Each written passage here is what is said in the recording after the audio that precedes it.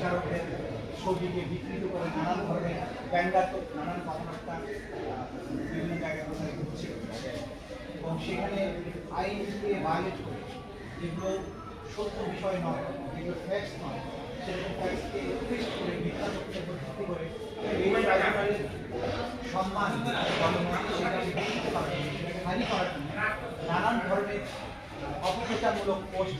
দেওয়া হচ্ছিল। এটা ট্রাইব্যুনালের নজরে এসছে এবং এর আগে আপনারা জানেন যে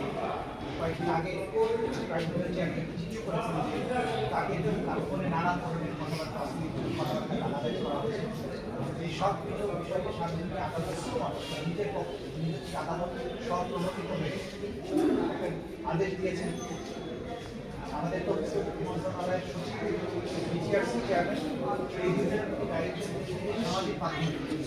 এই ধরনের যত ব্যঙ্গাত্মক পোস্ট আছে সেগুলোকে রিমুভ করার জন্য এবং ভবিষ্যতে তাকে এই ধরনের পোস্ট আগে না পারে সেই ব্যাপারে প্রয়োজনীয় ব্যবস্থা গ্রহণের নির্দেশ দিয়েছেন এবং পরবর্তীতে